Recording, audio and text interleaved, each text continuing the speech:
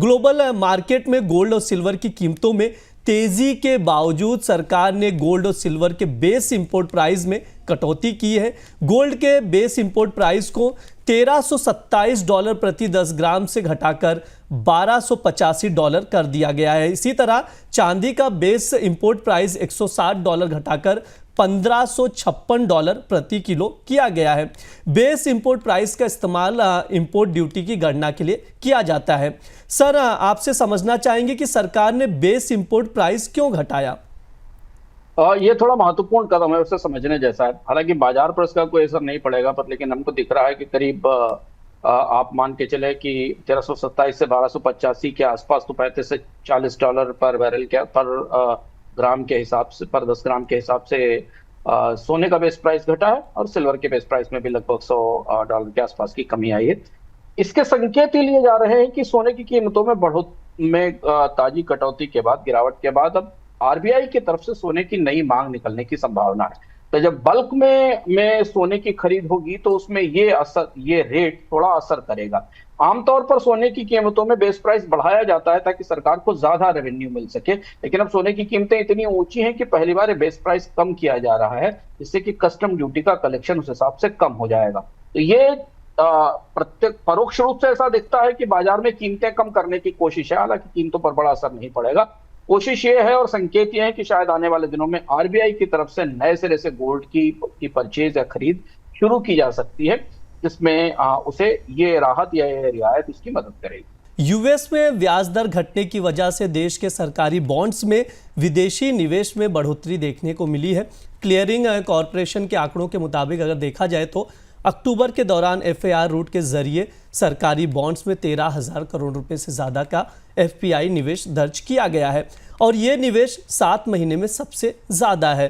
Sir, सरकारी bonds में निवेश का आंकड़ा क्या कुछ कह रहा है, क्या बता रहा है? साथ ही ये भी बताइए सर, निवेश बढ़ने की वजह क्या है? ये खबर थोड़ी सरकार और आरबीआई के लिए अच्छी है। कर्ज की केंद्र सरकार के लिए कर्ज की मांग बढ़ेगी, जैसा कि हमने आपको जीएसटी की कटौती के संदर्भ में बताया। अक्टूबर में के 7 महीनों में सबसे ज्यादा मासिक इनफ्लो हुआ है। जो फुली एक्सेसिबल रूट है उससे सरकारी बॉन्ड में करीब करीब 1.5-1.6 बिलियन डॉलर के आसपास का निवेश हुआ है।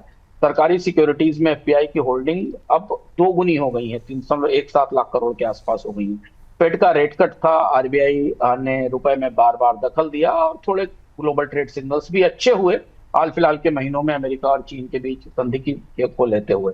जो महत्वपूर्ण वजह है कि भारत के इक्विटी बाजार से तो विदेशी निवेशक निकल रहे हैं, बिकवाली कर रहे हैं। हाल में थोड़ी खरीद आई है, लेकिन बहुत वॉलेटाइल रुख बना हुआ है। बॉन्ड मार्केट में विदेशी निवेशकों का भरोसा मजबूत ही नहीं हो रहा बल्कि बढ़ रहा है, और इसकी कई बेहद दिलचस्प वजह है। एक तो जो यील्ड और रेट डिफरेंशियल है वो अमेरिका और भारतीय बॉन्ड बाजारों के बीच में बढ़ा हुआ है। भारत की 10 साल की जीसेक यील्ड 6.3% पर है, अमेरिका की ट्रेजरी में 4% है, और इसलिए 2% का अच्छा आर्बिट्राज मिल रहा है। अमेरिका में रेट कट और हो रहा है, इसलिए भारत में फिक्स्ड इनकम के रिटर्न और ज्यादा बढ़ रहे हैं। भारत में ब्याज दरों में कमी अमेरिका की तुलना में थोड़ी धीमी है। दूसरा एक महत्वपूर्ण बात यह हुई कि जो लोग करीब से बोनस पॉइंट देख रहे हैं उनको हम बताते रहे बात कि आरबीआई ने शॉर्ट टर्म कंसिडरेशन लिमिट हटा दी थी एफपीआई के निवेश पर बॉन्ड्स के लिए। सेबी ने डेडिकेटेड जीसेक एफपीआई खोला, केवाईसी सरल किया और ग्लोबल फंड मैनेजर्स के लिए नियम आसान किए। इसका फायदा भारत को बॉन्ड्स में विदेशी निवेश के तौर पर मिला। इसके अलावा जेपी मोर्गन के इंडेक्स में इंडिया को इंक्लूड किया गया, एफटीएसी ब्लूमबर्ग में भी शामिल किया गया। पैसिव इंडेक्स से करीब करीब मार्च 2025 तक 18 से 23 बिलियन डॉलर का इनफ्लो आया है। जी6 के लिए डेफिसिट फाइनेंसिंग और यील्ड कम करने में इससे मदद मिली है। तो आने वाले दिनों में जी6 पर यील्ड थोड़ी संतुलित रहेगी, सिस्टम लिक्विडिटी का सपोर्ट रहेगा और सरकारी बारोइंग को मदद मिलेगी, क्योंकि सरकार बड़ी बारोइंग करने वाली है और बाजार में लिक्विडिटी नहीं है, तो विदेशी निवेशकों का पैसा भारतीय बैंकों से जाने वाले पैसे का विकल्प बनता दिखाई देगा। करेंसी का डिप्रिसिएशन का रिस्क आरबीआई थोड़ा सीमित रख रहा है, क्योंकि बार बार दखल दे रहा है। और दूसरी चीज है कि ये जो बॉन्ड का निवेश है ये इक्विटी से जो एफपीआई का निवेश निकल रहा है, जो आउटफ्लो हो रहा है, उसको बैलेंस। सर, ये भी समझाइए कि सरकारी बॉन्ड्स में निवेश बढ़ने का बाजार पर क्या असर है?